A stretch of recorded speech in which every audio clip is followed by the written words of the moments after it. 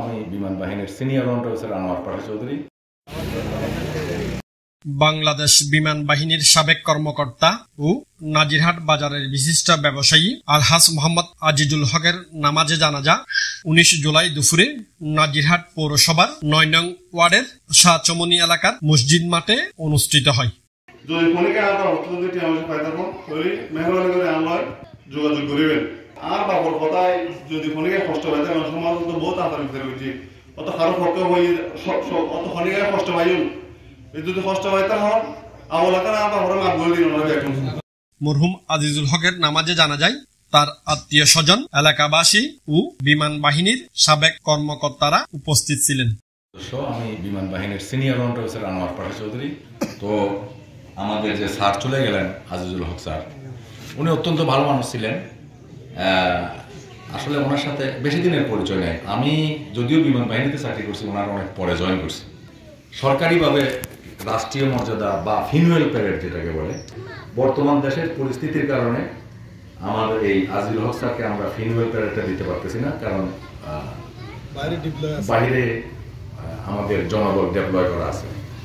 যা হোক, আমরা আমাদের সংগঠনের পক্ষ থেকে আমি আমাদের সভাপতি সাহেব আছেন সার্জেন্ট নবী আজিজুল হক 1968 সালে বাংলাদেশ বিমান বাহিনীতে চাকরি করেন। উনি ফ্লাইট সার্জেন্ট হিসেবে 1986 সালে অবসর গ্রহণ করেন।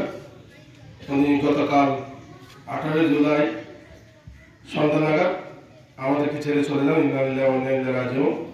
আমি সমাজের পক্ষ থেকে এবং পরিবারের পক্ষ থেকে আমি সর্বপ্রথম কৃতজ্ঞতা জানাই জানাজায় উপস্থিত হয়েছেন তাদের প্রতি আমি শ্রদ্ধা বলে কৃতজ্ঞতা জানাচ্ছি।